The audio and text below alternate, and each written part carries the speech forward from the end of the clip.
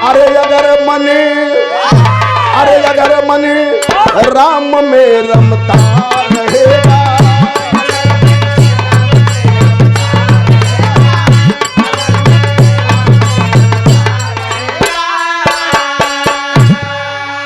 अगर मन राम में रमता रहेगा, भक्त के भाव में क्षमता रहेगा।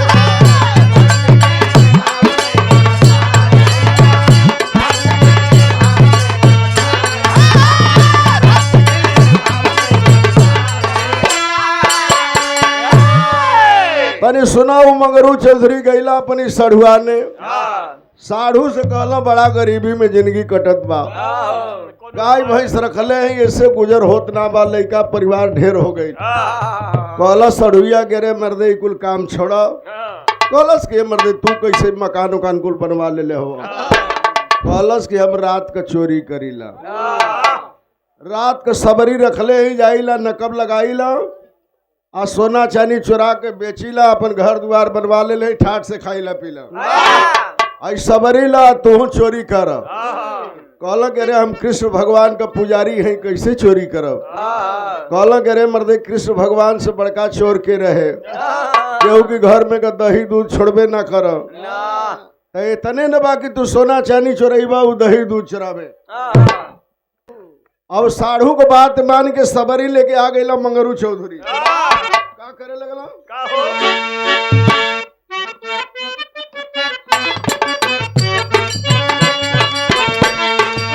मंगरू मस्त हुआ मगध के नगरिया में, चोरी करने लगा गांव यो शहरिया में।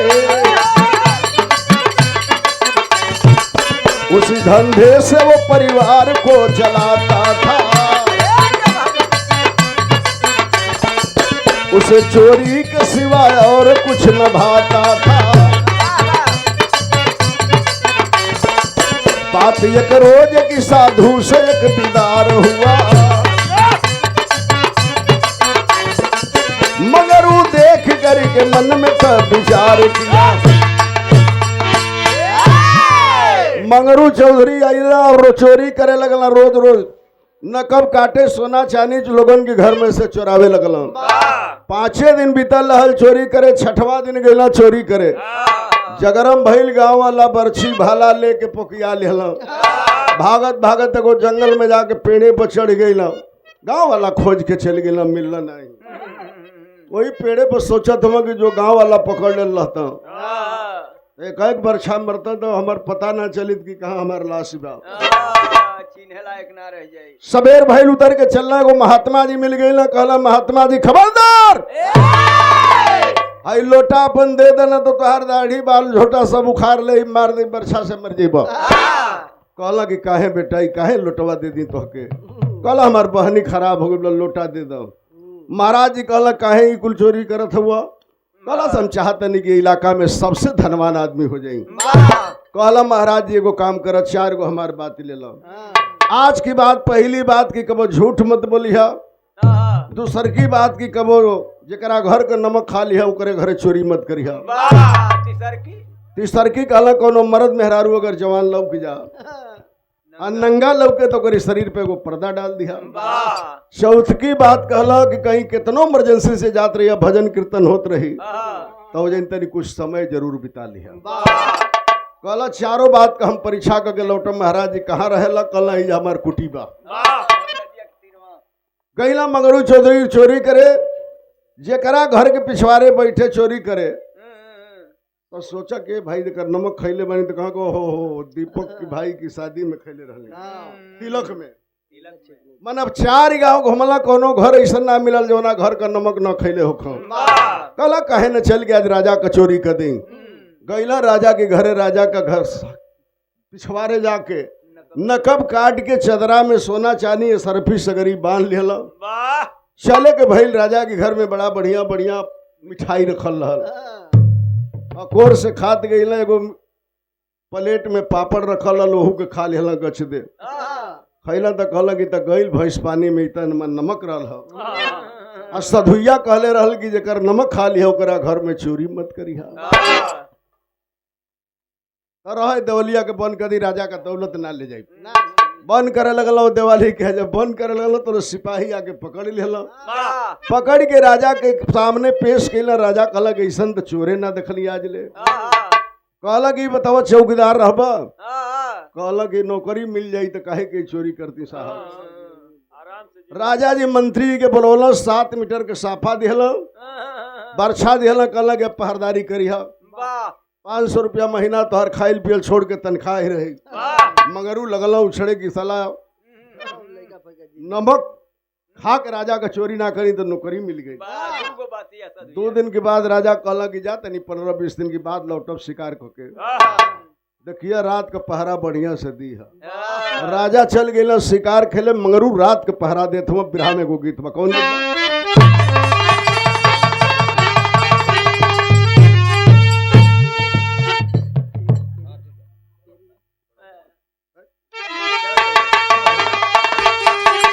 वह गीत बा कि आधा पेट के झूलवा पहिरे, अरे कन फूलवा बड़ा फूलवा बड़ा फूलवा पर खड़ी, माथे उखिया का गुलवा बड़ा फूलवा पर खड़ी।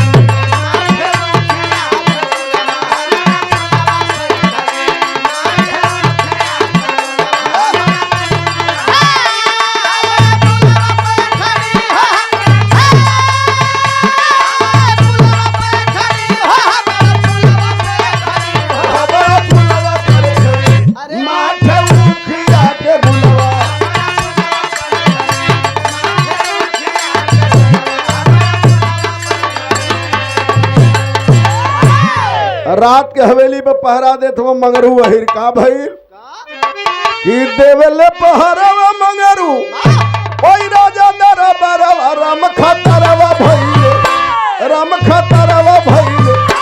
धन के मंगरू के कपरवा राम खतरवा भइल ना। रात के 12 बजल, बरछा लेके घूमत हम। कहलम मंगरू कि रहत उमा झांकी जना में रानी सुतेली, ज्यादा दौलत होई कोनो लेके चल जाई, नौकरी खत्म हो जाई। जब उमा झकला जगला में तक का देखल कि सुतल रहली नंगी रानी, अरे नहीं गई राम खतरवा भइल, राम खतरवा भइल। धन के मंगरू के कपरवा राम खतरवा भइल।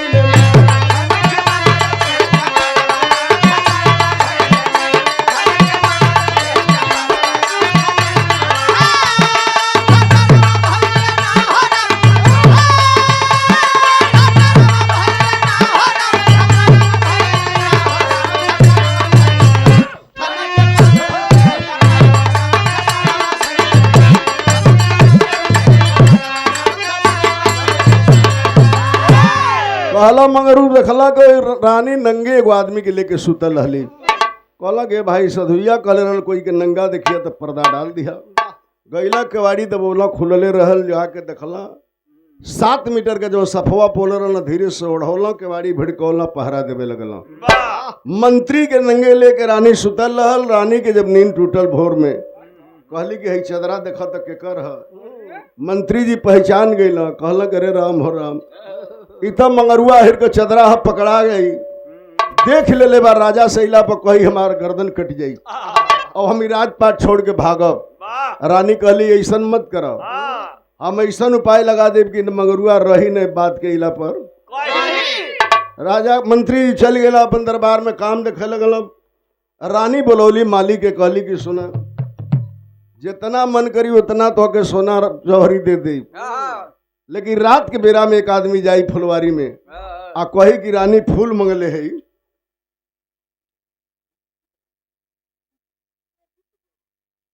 और ये दीपक बाबू की तरफ से सादर 200 रुपये का सम्मान। बहुत बहुत प्रणाम बा, सकल पंच के नमस्ते प्रणाम सलाम बा। पहला का गर्दन काट लिया, मूड़ी थरिया में रख के फूल से ढक दिया, दूसरावा जाई ओके थरियावा दे दिया।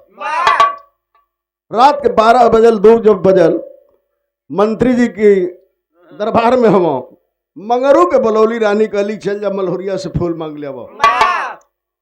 जात रहल फूल मांगे तो रस्तवे में भजन कीर्तन होत रहल, सत्संग होत रहल। कॉलस की सधुइया कॉले रहल कि कोनो काम होई सन भजन कीर्तन सत्संग तो जरूर हो जाए, समय बिता लिया। बस हो जाए ताली बजा के लगल राम राम गावे। आयनी रानी कहली 1 घंटा के बाद मंत्री जी के चल जा, मलिया से फूल मांग ले तो के थरिया में फूल दे लेके चलिया। का भैल बाबू रतिया अरे भोरवा में हौरनिया बोलावे मीतवा, फूल बदे मंगरू के पठावे मीतवा। मगरुआ तनी कीर्तन गावे लगल। अवनी का भइल कि मंत्री जी गईले वही माली के समानमा, काट लिया महलिया तुरंत गरदानवा।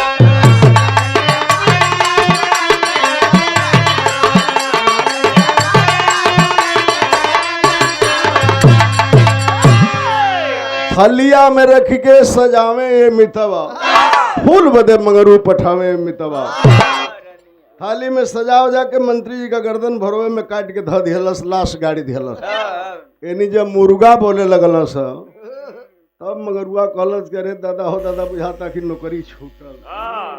भागल गई माली के पास, थरिया में जौन फूल से ढक के मुड़ी धीले रहल दे दियलस, लेके दौड़त दरबार में चली आयल, हाजिर हो गई।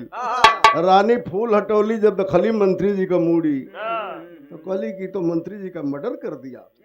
सिपाहीन के बुलवा के पकड़वा लिहली मंगरू के। राजा को सिपाही पकड़ के तनी मार मरला, हाथ पैर तोड़ के ताखाना में डाल दिया, जेल खाना में। कहे लगल मंगरू के जाए साधु तो हर चारों बात का परीक्षा ले लेली, जहिया जेल से जमानत हो जाए तो साधु ससुर के यहाँ चलती, खूब तो हमके धनी बना दिहला तू। खैर राजा आइला, रानी डभक डभक रोवे लगली कि बड़ा अनर्थ हो गई बा, मंत्री जी का हत्या कर दिया मंगरू चौधरी। रात के बेरा में मूड़ी लेके भागत रहल, हमार नजर पड़ल, पकड़ लेली, सिपाही से पकड़वा के बंद कर दिले हैं। राजा कहला कि केस में बड़ा दम नहीं बा। तो सिपाही के कहला, वो कहलस के साहब माली जौन दिहलस हम थरिया लेके अली, वही मंत्री जी का मूड़ी रहल, हम कुछ नहीं जानत। कहला राजा साहब के मंत्री को बुलवाओ, अरे माली को। 2 सिपाही सनकत जात हम सब दोपहरिया को बेला रहे।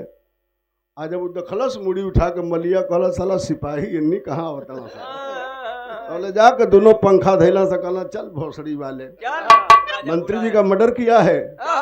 इतने कहला से तो हर हर हर हर पेशाब करे लगा। इज्जत राजा की लगे ले ना सकलस के साहेब हमके जान से मत मारो, हम सगरी बतिए बता दे, सगरी बात बता दे हला मंगरू चौधरी। अरे मलिया बतौलस। राजा सोचे लगला कि जौना जौना आदमी के मेहरारू राजा है ये राज के, हमार मेहरारू हमारी पीठ पीछे छोड़ा भोकत बा, जौना का हम हवेली में पाप करत बा जानी नहीं खिपावत, तब प्रजा का हाल हुई।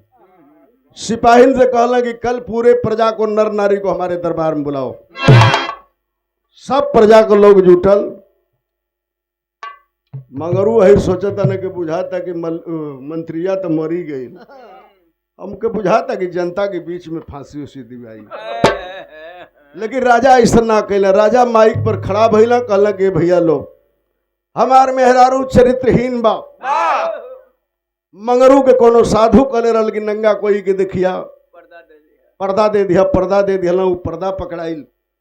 तब मंगरू के मारे कितना उपाय कर लो, लेकिन कहले कि जाको राखे साइया मार सके न कोई, बाल न बाका कर सके जो जग बैरी हो। तो राजा साहब अपन मुकुट उतरला आ मंगरू चौधरी के सिर पर ध दिला आ कहला कि आज से ये राज के ये राजा रही हैं, हम अभी राजपाट छोड़ के चलत हैं। मंगरू के सिर पर जब ताज बनाइल तो कहला कि भाई सधुइया तो सही कहले रहल। का कहले राजा खड़ी लाइन है,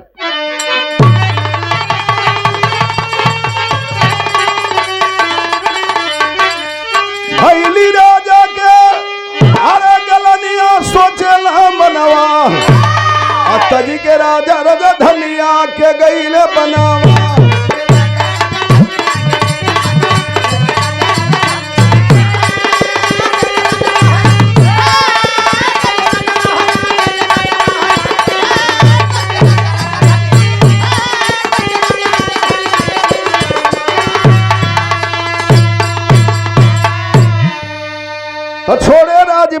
राजा अपन महरनिया अपनवा में करे लगल राम को भजनिया। धन्य बाणे मंगरू जवन देहले ज्ञानवा तज के राजा रजधनिया के गईले बनवा। राजा जाके जंगल में सन्यासी हो गईलन। आ मंगरू चौधरी राजा भैलन और राज के गईला महात्मा जी के पैर शरण में गिर गईला। कहला कि महात्मा जी ये जौन 4 गो बात हमके दिले रहे बात पर कोनो इंसान अगर चले तो दुनिया में उसको मंजिल मिलने की से कोई रोक नहीं सकता है। कहीं के भक्ति करे की जरूरत नहीं बा अगर सत्य मार्ग पर चले तो। यही से कभी कहानी का अंत करते हैं। बाबा ऐसा बा कि जय जखाड़ स्वामी गुरुजदू लहराती फुलवारी त्रिशि स्नेही श्री नराधर संगमितवा जगत भी।